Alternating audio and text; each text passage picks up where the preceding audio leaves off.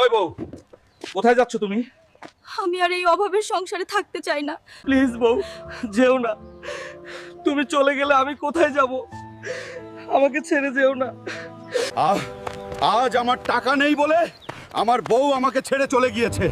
একদিন আমি অনেক টাকা ইনকাম করব।